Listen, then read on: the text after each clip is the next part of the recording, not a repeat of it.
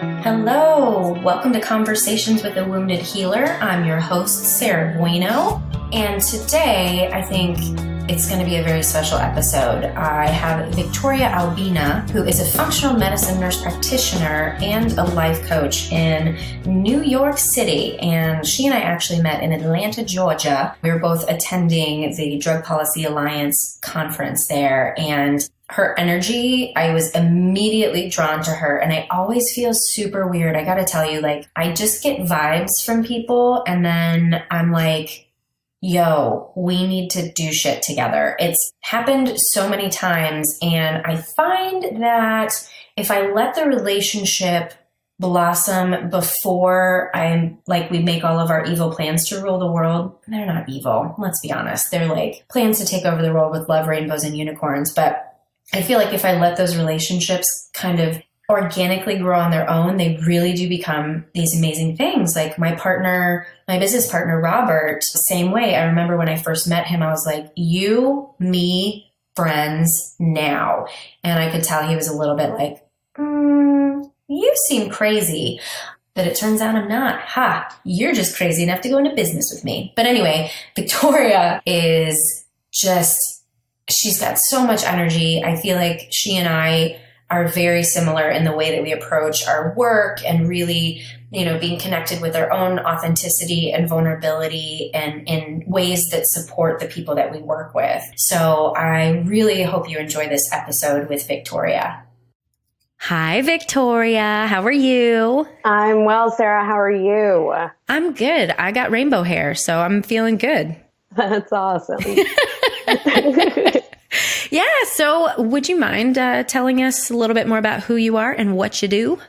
Absolutely. My name is Victoria Albina. I am an integrative and functional medicine nurse practitioner, and I do cognitive behavioral life coaching. I work with patients one-on-one in New York City, and I do life coaching with folks all over the world. All over the world. Mm-hmm. That could be the end tag theme song for you. Ooh, I like it. Yeah. Yeah. Fantastic. And so we met, I do want to tell everybody how we met because I think it's very important, at the DPA, the Drug Policy Alliance conference in Atlanta. Mm-hmm. And basically the conference is getting a bunch of kick-ass activists, therapists who I don't even know who all was there, but really cool people who are interested in changing drug policy. And I went to your seminar because there was only one seminar that was kind of sort of therapy-like focused, and it was on self-care. And I walk in and, you start your thing and then you start doing high kicks. And I was like, I'm in love with you. Can we be best friends? BFF. Yes. For Eva, written with the number 4. Definitely. Yes. Yeah. And we got a good boomerang of that high kick. I'm proud of that for both of us. Yep. Yeah. And for the world, really. I know, right? Yeah. So I'm interested in hearing about your journey because, it sounds like you really do a good job of integrating the coaching with the nurse practitioning. I'm sure that's the verb, right? Totally. Practitioning. So I'm curious how you got there. And I'm finding with a lot of the people that I interview that it's not that they decide I'm going to do this thing. It seems to sometimes more be like a calling that they all of a sudden awaken to. So I'm curious if that's your experience too. Yeah, right on. This work being a calling definitely resonates for me. I come to the work, honestly. I was sick as a dog since I was a little baby. Some of the first stories about me as a baby were that once I was trying to eat real food, not just breast milk, I was sensitive to everything and allergic and responding. I know, my poor mother. Yeah, geez. God bless her. I'm from Argentina, and she would, God bless her. I couldn't take cow's milk, so she would drive 4 hours to Buenos Aires from our little town to get soy milk. Oh, she didn't know. She didn't know she was poisoning me. Mom, if you're listening, I don't blame you. I mean, God bless her. She, like all of us, was doing the absolute best she could with the information she had. So she did the right thing because she did what she knew. Point being, little baby sick as dog. Yeah. And it persisted. And I remember getting to college and my roommate, like I had a wicked bellyache and just felt miserable. My roommate was like, oh no, I never get bellyaches. And I remember looking at her and being like, wait, what? That's a thing? Oh my God. People don't have constant, sharp, killer abdominal pain and like gas that could wake the actual dead and bloating. Girl. Bloating where you look like 47 months pregnant after drinking a glass of water and you aren't like kind of sad all the time, but with like this really strong vibrating anxiety. I just thought these things were totally normal and were just what people deal with.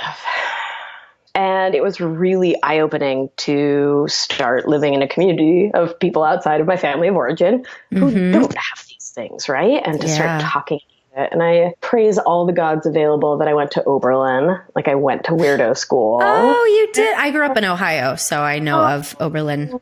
I love Ohio. I don't, but... Okay, great. I didn't grow up there. Right? It's like how your own mom can be annoying, but your friends are all like, oh, Carmen's so cute. Right. And you're like 15 and you're like, no, she's not. Right, exactly. Right. That's you and me in Ohio. Yes. Yeah. So I went to weirdo school and I took the most amazing course as a first or second year because we don't say freshman, sophomore, you know. Oh. Keeping it pretentious. I love it. But I took this amazing women's health course that was all about how we can heal ourselves. And it was my intro, my formal intro to herbalism, nutrition as medicine, integrative medicine, community modes of healing. And it was so eye-opening. And I remember thinking, this is it. This is my calling. I have to heal.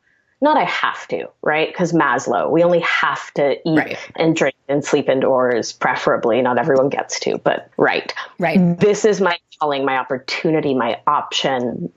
I can be the healer I need. So like, for the love of Mike, I didn't have those words in 1997. It took me a decade to find those words.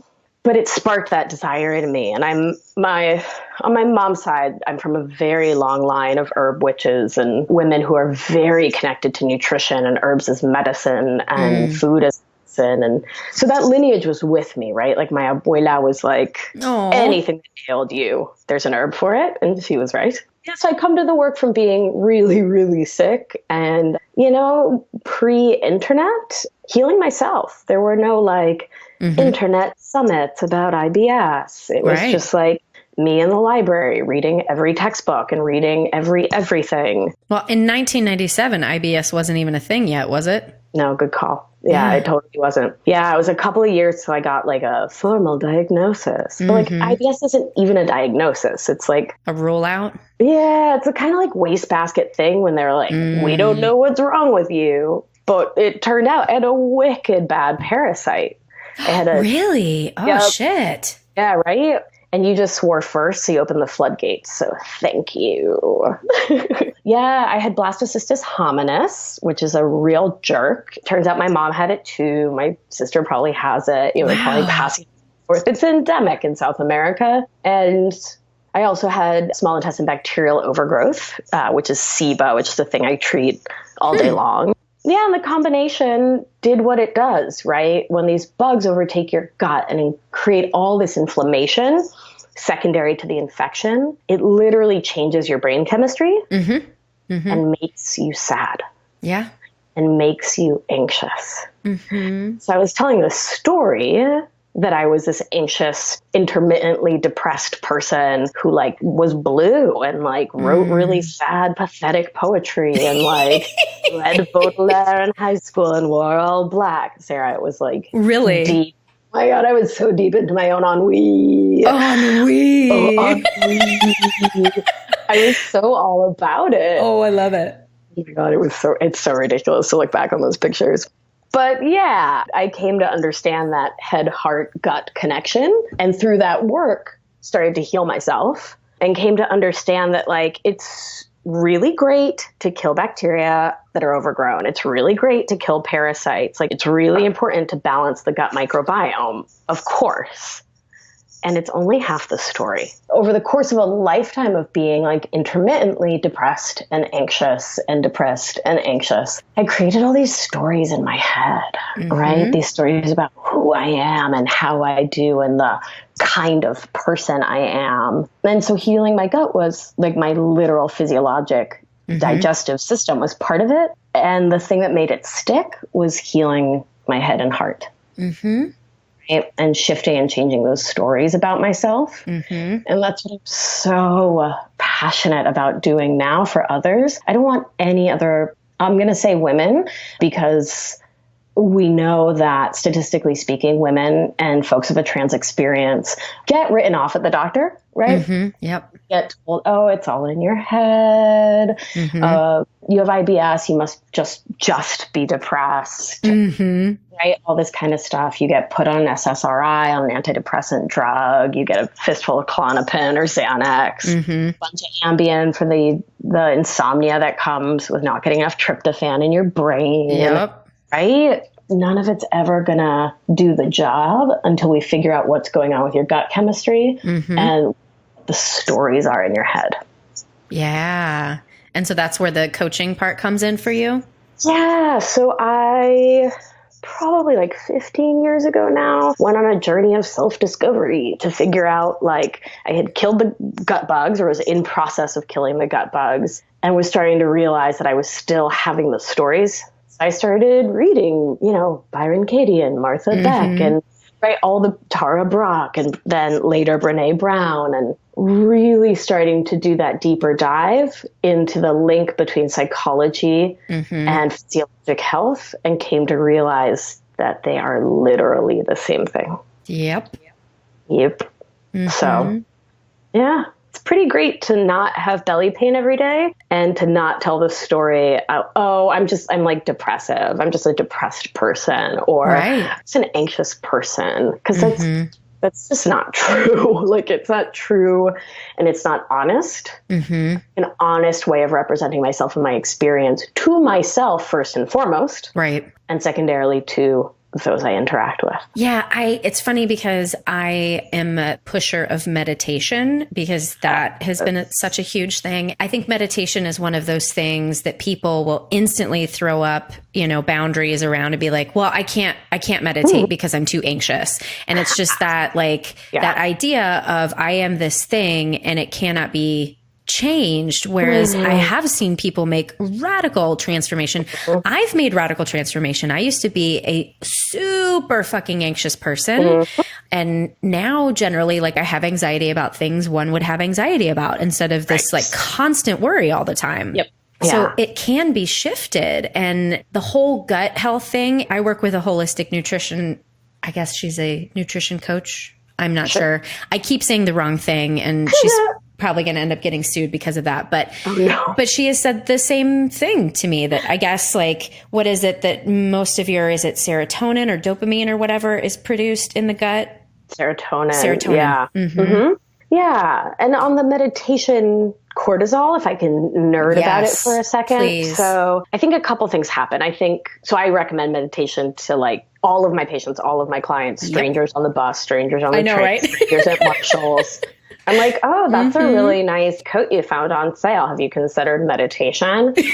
I feel the same. Really? Yeah. I literally on a flight to California not that long ago sat in the back with one of the flight attendants and gave her my heart math clip and sat with her while she meditated. So one of the reasons I think why people don't meditate is what you said, right? Is this story about ourselves. I am too anxious a person. And so that wasn't about habits, right? As if one could be inherently anxious, which I don't believe in. And this meditations for hippies, meditations for someone else, meditations for a person who's not me, because meditation can't work. Right? Drugs work, meditation can't. And I think the thing that's really important to talk about is sympathetic and parasympathetic dominance. Yes. Preach. I shall. We've got our fight or flight system, and then the rest and digest system. So our bodies are genius and are primed for survival. So that means our bodies are primed to look around and say, that's going to kill me. That's going to kill me. That's going to kill me. That's going to kill me. Right? Yep. And to stay ahead of the lions, the hyenas, the hippos, the whatever it is that's going to kill us. And so what can happen in our modern world, I should say, studies show that very few people in the United States today are actively being chased by lions. Right. So, studies show. And so, but I am also an epidemiologist by training. But anyway. So I digress. My MPH nerdiness. So I know from studies. But lions. So our brains can get sort of stuck in this sympathetic overdrive, in this feeling like everything in the world is a lion. It is coming for to eat us. Eat us it shall. Death and doom are imminent. And so if that is the predominant either conscious thought or subconscious thought, it is the correct response to be anxious. So I want to say, I think anxiety is evidence that your brain is powerful. Your brain is magical, and your brain is trying to protect you, and you can tell it a different story. Right? This point feels very important to me because my patients and clients will beat themselves up left and right. Like, ugh, why am I so anxious? I wish I could just stop being anxious. I'm like, oh. Step A, number 1, is to thank your brain for anxiety. Tend and befriend. Amen, sister. Right? Your brain thinks you're dying, and it is wrong, and that's okay. So then step 2 is to start bringing the meditation in to shift us from that like anxious, sympathetic dominance, oh my God, fight or flight, to parasympathetic, rest and digest. Then it makes sense if you think about lions that if you're in that like hyped up, anxious, like, your vagus nerve that runs through the whole middle of your body, the motor complex, which is the choo-choo train that moves through your small intestine, the peristaltic wave of the large intestine, these things will stop.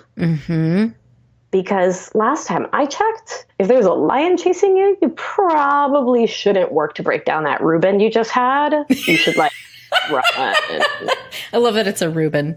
Oh yeah, I'm in New York. Yeah, all the sauerkraut. Right? Yeah. Really nice gluten-free bread, grainy mustard. Delicious. Yeah. Right? Like, it doesn't make sense to digest. It's not an intelligent move. That, anxiety and not digesting go hand in hand because science. I've been doing a lot of self-compassion work lately for myself personally, and then, doing it with clients and teaching other therapists about it. And I kind of think that that's like the magic bullet. I hate to say that one thing is the answer to anything, but I kind of think self-compassion is like the answer.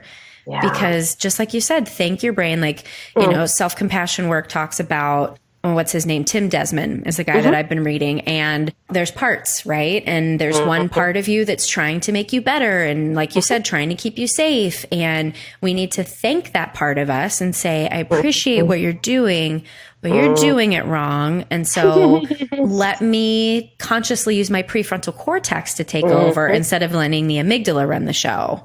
Yeah. So, and that, as far as I understand, that mindfulness piece can only be strengthened by meditation.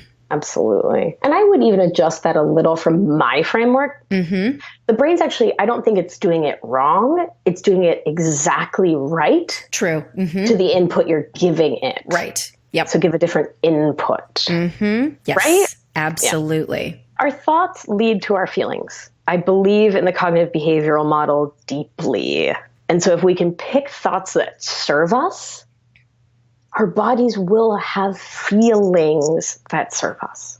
I also think too, because another thing that's been really helpful lately in my awareness is tapping into sensation even before feelings.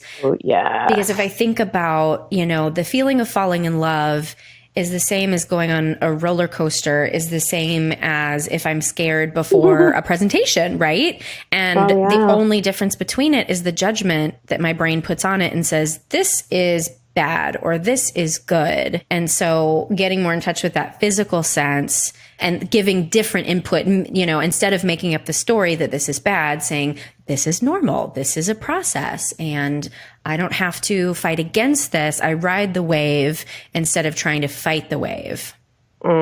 That's beautiful. Yeah. And meditation gives us it opens that door to feeling those feelings. I'm sure we've both had, and I'm sure many listeners have experienced or know someone who tells the story of feeling numbed out. Yep. And not being in touch with that sensation or the sets of sensations that move through our bodies at any point. Or on the opposite end, being flooded by them. Right? Yes. Oh my God. Yes. Yeah. Because that's how I roll. I'm feeling all of the emotions and all the sensations at one time. Yeah. Now function like a normal human. Right. Yep. Yeah. Adulting's hard when you're feeling 127 million% of the things. Yeah. And I was just doing a presentation on Friday to a bunch of therapists in downstate Illinois. So downstate, like super rural. Like I was driving for hours without seeing anything except for fields. And we were talking about meditation, and there's just, it just bums me out that there's resistance at all. Like and the thing that's best about it is it's free, right? Literally everyone can do it. Yeah. There's like no excuse, but our brains are saying maybe not. Yeah. And so some of the tricks that I love, my favorite is the pee break meditation. Ooh, tell me more. Well, Sarah, so given that I mostly work with mammals with the smaller sized bladder, I pee 473 million times a day. Same. I mean, I'm like chugging water, and so I pee. Every time you go pee, take a deep, slow breath in and out. Oh, look, you meditated. Oh. Isn't that sweet? Pietation. That's what I would call it. Oh my God, it's pietation. You could market that and make it a whole thing. I'm going to make it a whole thing. I was actually about to post a blog post about it. So I shall change the title. Pietation. It's just, I think we can all get so busy and like you get 70 million alerts on your phone and your boss and your cousin and your mom and your kid and your dog and the dishwasher's broken and there's so much that our great grandmas didn't deal with. Yep. And so for me, I find the easiest way to set a goal for a habit change is to link it to something I'm going to do anyway.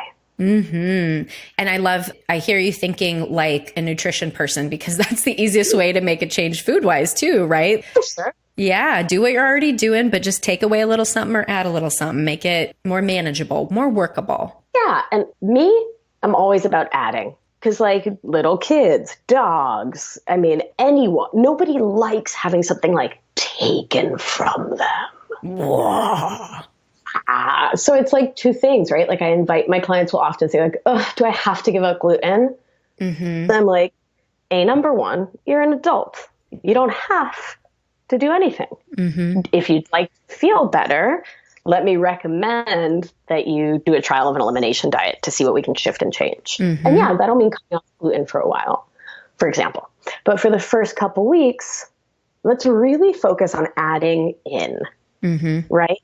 Add in one veggie per meal. Let's add in some coconut oil. Let's add in butter, if you can do dairy, or ghee, or Argentine, so steaks. Yes. Right? But like if we can just start to shift the emotional, it's the same as meditation, right? Shift the emotional framework around, for example, what we're eating, and recognizing that your kindergarten teacher was right. You are what you eat. If you to feel well, eat well. Otherwise, you'll feel like a piece of pizza. Well, it's so true. Yeah. So true. Yeah. And having felt like pizza for many years, let me tell you, yes. Not a great look. It's better to feel like carrots. Total side note, have you seen American Vandal? No. Watch it on Netflix immediately. It's hilarious. And it's basically a spoof of true crime shows. Ooh. And the premise of it is someone drew or spray painted, graffitied dicks on 27 cars. Oh, yeah. Yeah. Okay. And the reason that I thought of this is the character who they're blaming for this, he wears a sweatshirt that just says carrots. And you're like, what the fuck? But it's amazing. And of course they sell it now and I want to buy it. And I think I should get you one. And I should get you one. Yes. Let's get each other one. It's so much it. more fun to get other people presents. You're right. And to get presents. Yes. I love getting presents. Let's get each other presents. Okay, all right. done. We'll work that out. Great. Done. Okay, I have to go watch that show now. Bye. Yeah. JK. I'll stay for the rest. Okay, good. So let's shift to the healer stuff because you know I think. I mean, I when I started the podcast, the idea that I was going to interview other therapists, and I was like, no, healing is not just an emotional, mental thing. It's obviously not more applicable, but also applicable to the body and all that sort of stuff. Sure. So I would love to hear your take on what you feel about using the word healer in terms of your work.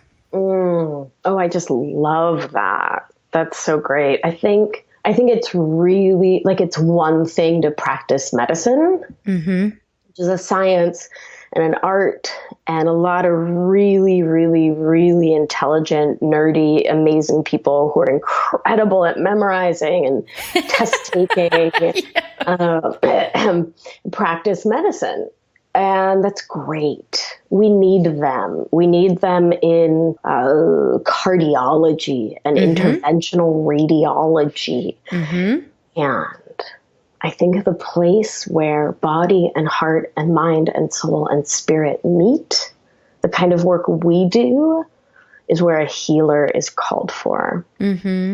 Right? Someone who works to truly meet not just the person with whom they're working, patient, client, whatever, but the world and themselves as a whole. It's funny because now that I've been doing a good handful of interviews, when I get to this question and ask people, more often than not, the response is to kind of push away from this healer. Oh, interesting. Yeah. And I'm wondering, because we were talking a little bit before we started recording about like our feminist values, right? And I wonder if that influences your feeling of your ability to own that word for yourself. Because the fear from a lot of people that I've talked to, and the reason they want to push it away, is this fear that they will be perceived as someone who thinks that they're doing the healing themselves rather than it being a shared experience. But I don't hear that from you, right? Like I'm not hearing ego, but I'm hearing ownership. I'm hearing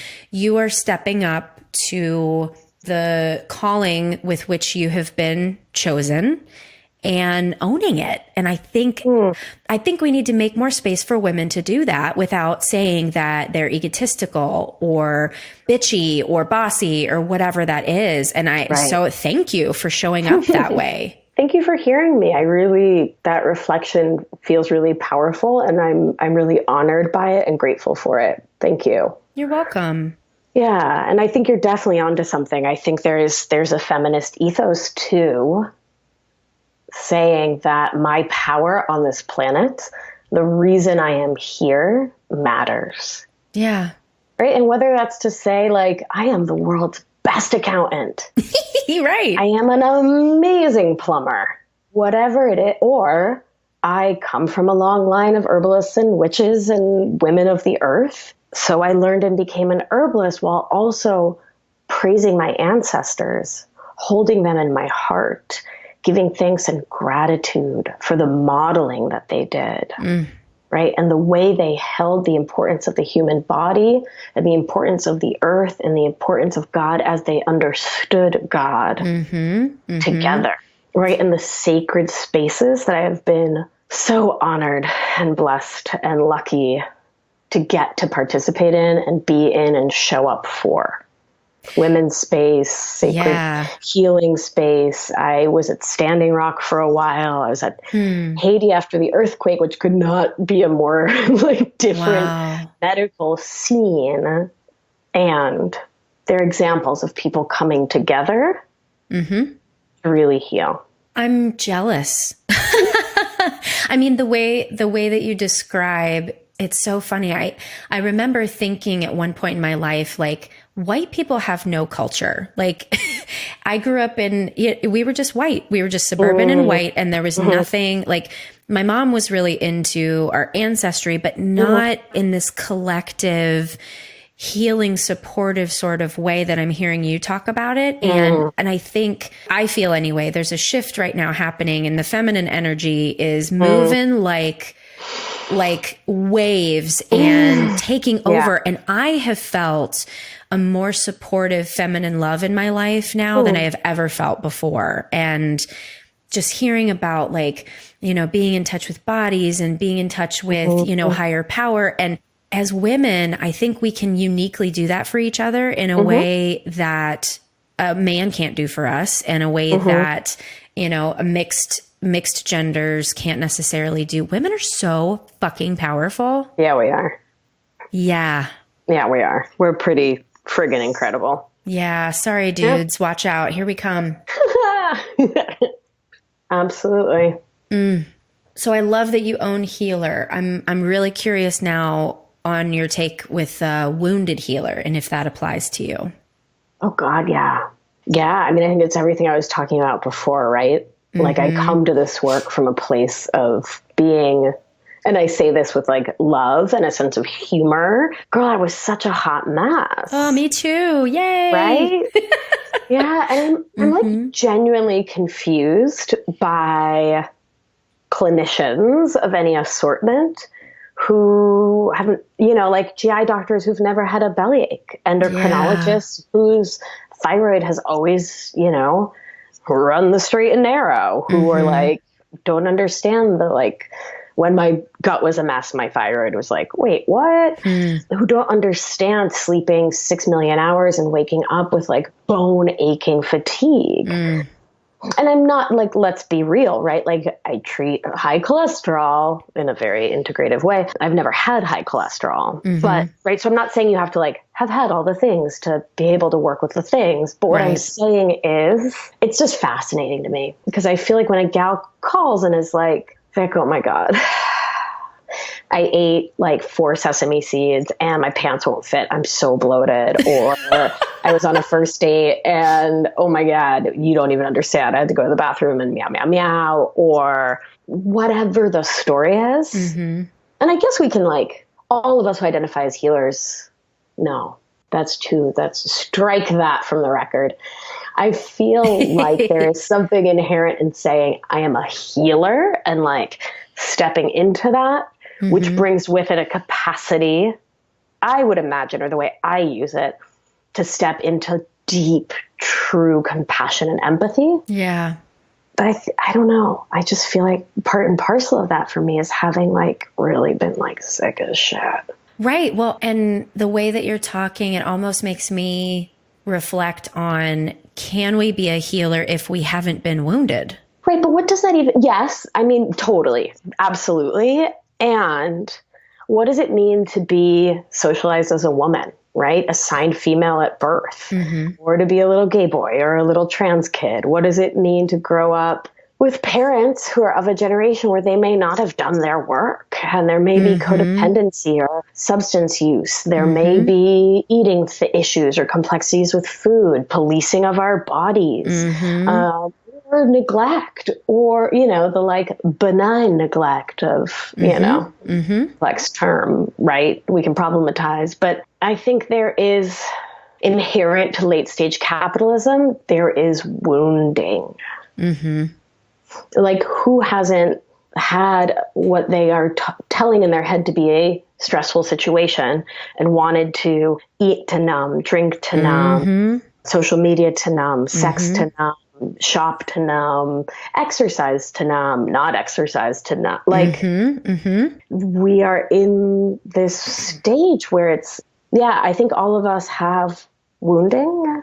It's just about how you connect with it and what it means to you and what you make it mean. Right. And if you want to grow from it, or you know, if you have the tools and support to grow from it. Right. I may have mentioned this on the podcast before already, but so my therapist is a shaman, and we talked about soul age essentially. And I guess middle-aged souls are the ones that seem to be engaged in more growth in their, present lifetime, because the young souls are too busy with their egos getting in the way, and the old souls are like, fuck it, I did that already. I'm just thinking about, I end up talking with my clients a lot about kind of the bullshit of the American dream and how that seems to be what is killing everyone right now, right? Because it is the stress. It is this expectation of what you should be and you should do. And I guess that's a product of capitalism and individualism. Yep. And it just sucks. Yep. Yeah. I feel like the most healing spaces that I have been in my life have been the most communitarian spaces. Right? Where cooking is shared, where cleaning is shared, where day-to-day maintenance is shared, like where life is a shared experience. Yeah. Yeah. Oh, I don't know what the answer is, man. Well, I think the answer is we start small, right? Like have board game night at your house and like have book club and read Audre Lorde and like start, think globally, act locally, to show my age as a kid from the 90s, because I'm sure I have that on a t-shirt. But like build community when and where you can. And when there are calls to go to Standing Rock, go. When there are calls to go to a protest, if you are emotionally and physically able, because no guilt or shame here. Right. But if you can, you're in a place to go. And if you know what I mean? Like reach out, connect, get involved. Social connection is good for your physical, mental, and spiritual health. They say it's one of the best determinants of longevity. Right. Exactly. Smokers with lots of friends live longer than non-smokers who don't have friends, or smokers who don't have friends. Which is like not to guilt the introverts or shame the introverts. Well, but it's not because my husband's an introvert and he connects, but he just connects, I guess, less vigorously than I do. Right? You are a vigorous connector. Right? Like you and I are cackling and my husband's just, sitting in the corner waiting to get a word in edgewise. So that, yeah, I think it's more about the quality of connection, and introverts can have their quality connections. I'm going to give that to him. Give it to them. Why not? Yeah, for sure. Well, I was going to ask you about like authenticity and vulnerability in terms of your work, but it's so funny. I feel like you and I are so similar that we're just kind of like, here it is. I'm not going to share my deep, dark, dirty secrets, but I'm certainly going to tell you that I've got them.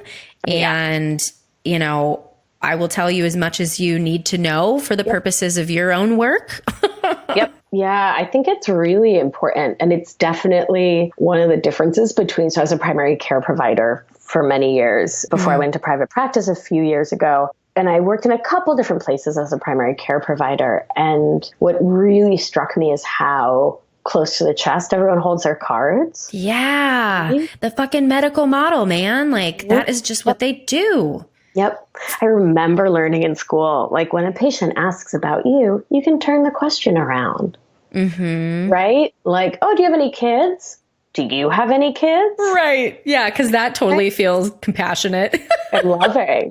Yeah. Versus even like, shifting it into a motivational interviewing question, right? Like, are you asking about kids because kids are an important thing in your life? Tell me about that. Is that one of the things that drives you to want to feel better? Right. Wanting to have kids or wanting to like stay healthy for your grandkids or like whatever. Yeah, vulnerability is definitely front and center in my work. I think it's really, really important. Again, this goes back to Wounded Healer. I'm sure you've read The Body Keeps the Score. I haven't read it all, but it's on my nightstand. Get it, girl. Get it. It is. Oh, I know. I saw him speak and really? Oh, yeah. Oh my God, I would have gone all fangirl all over it. I would have been like, oh my God, hi. I know. That's how I am with Gabor Mate. Do you know who he is? Oh, come on. Yes. Ooh, girl. God, we are such nerds. Okay. I know. I love it. Runs through your hair. But he talks about in that book, The Body Keeps the Score, about the right treatment with the right healer at the right time. And that those three things have to line up. Yep. Or change is less likely. It's not possible, but it's optimized when those things line up. And I think part of being the right healer for someone is cosmic and out of my control, right? It's about me. But the more I can show up as me, the space it creates for that right connection. Yes. And it's so funny when I think of that in terms of our healthcare system being insurance and outcome based, it just makes me want to punch somebody in the face. Sure. Because that is, you can't measure for this shit. And like people will heal on their own time. Yep. And if we're all about like, because it's funny, like obviously evidence-based treatment, super important, right? Oh my yes. God. Yes. But at the same time, manualized treatment, bullshit. That's not healing. So there has to be this space in between. And I feel like the insurance companies and just that whole mess in general takes the art out of the work. And that's what makes it healing instead of fixing. Amen. Absolutely. That's so funny. I have a conversation with every person new to care with me that we're not fixing nothing because my babies ain't broken. Right. I mean, they can't poop for nothing, but they ain't broken. They are not broken mammals, right? Right. Like their gut microbiome may be like two little cells screaming at each other into the void instead of, 100 billion. But it's not about being broken or fixing. Our brains and our bodies believe the stories that we tell them. Yep. So if the thought is, I am broken, the feeling is apathy, despair. The action you will take is likely inaction. Why bother? Why take my vitamins? Why follow the nutrition plan? Why do the weird stool testing Vic wants me to do? Right? Pooping in a bucket is super fun, I got to tell you. Amen. I ask people to do it all day long. So I love it. It's an empowerment shift that feels super important to me. And that is, I think, also the gift of a healer, because if I think of myself as a healer, I think of myself as I'm holding hope and my job is to help you feel hopeful, right? And empowerment, I think of empowerment and hope in the same camp. If somebody hopes and feels efficacy to do something, there comes empowerment, and then there's momentum. Yep. Completely agreed. I love that. So how do we run the world so we can make it better? I think we're working on it. You're I think right. we're almost there. Very almost. Close. Yeah. Any minute now. Any minute now. Any Co-empresses of the planet. Yes. Ooh, co-empresses. I really like that. As long as I get a tiara. Oh my gosh. You can have all of the tiaras. Yes. All of them. Yeah, absolutely. Oh, wow. This has been so awesome. It really has been. It's been such a delight to talk with you. Yeah, I knew you were a soul sister when it's so funny. You can just smell it real quick, can't you? Yep. Yeah. Oh, yes, you're one of my tribe. So this has been so awesome. Is there anything that we haven't talked about that you really want to share with listeners today? You don't have to suffer. Living this life, dealing with whatever cards you've been dealt, whatever alcoholic household you grew up in, or codependent habit you have taken on to survive the world. If you have IBS or belly pain, inflammatory bowel disease, chronic acne, infertility, fatigue, hypothyroid, I could go on and on about a list of diagnoses or emotional states. There's hope. You and I are holding it, right? And you can improve the circumstances of your life. It behooves you to find the right help. You, me, other, healers like ourselves, take that brave first step to reach out, find someone, raise your hand and say, help. Yes. I can't poop. I have chronic reflux. Help, I can't poop. I love it. Oh my God, I get that message 70 times a day. Oh my God. I can't, I feel like I can't stop eating things that make me feel sick. I need help drinking less. I need help with my depression and anxiety. I don't want to be on these drugs anymore, whatever drugs they are. Mm-hmm. And find that person who you connect with in that soul, spirit, tribe way you and I were just talking about. Mm-hmm. Reach out, learn about them, put your faith in them, and listen to your body. Mm-hmm. Trust and believe that you can heal. I mean, I was so sick. I mean, not to belabor this, but I was so sick. And if I can now live GI symptom free, my eczema psoriasis is gone, my thyroid is friggin' gorgeous. I mean, to brag, my thyroid numbers are the bomb. Oh my God, your thyroid is so pretty. Thank you. It looks like a butterfly, so that is yours. Yes. I'm not anemic anymore. I don't have B12 deficiency. I still have the genetic methylation SNPs. That's a whole other call. I don't even know what that is. Please, that's another call. We can do that one. But I still have genetic propensities towards things that can make me feel terrible. And I know how to handle it. I know how to manage it. I know how to support myself daily in a way that, again, is about empowerment and knowing that I can do everything I can to feel my best and release the rest. That is awesome. I'd hire you. Okay, great. Done. Sold. Well, thank you so much for taking the time. This has really been an absolute pleasure. It's just been so lovely to talk with you. And I'm glad that you're doing this podcast to get the word out and introduce your listeners to so many cool people. Yes. And I'm really inspired by you and the work you're doing in the world and your rainbow hair. So. Oh, thanks, man. Ditto on everything except the rainbow hair. Thank you. It's just brown. But it's amazing. Thank you. It's a lot. I've got a lot of hair, and the more fat I eat, the better it looks. So putting that out there. Just saying, avocados all the way. Whew, all the way. That and, healing the gut lining and learning to truly and deeply love myself. But, whatever. It's all part of hair, right? It's also I can have good hair. I love it. I'm a Leo. Like a Leo all day, all night. Leo. Amazing. So. I certainly hope you enjoyed listening to that as much as Victoria and I really liked talking to each other. So lots of digressions, but I hope it was interesting. So thank you so much, Victoria, for being a guest with me today. And thanks to Andrea Klunder and Edwin Ruiz at the Creative Imposter Studios for editing and mixing, Liam O'Donnell for the great album art, and to Ben Mueller for our theme music. For more information on Victoria, you can visit my website at headhearttherapy.com/conversations-with-a-wounded-healer, and you'll find all of Victoria's information for how to connect with her. She gives really good Facebook and Instagram, so I highly recommend connecting with her. Thanks for tuning in.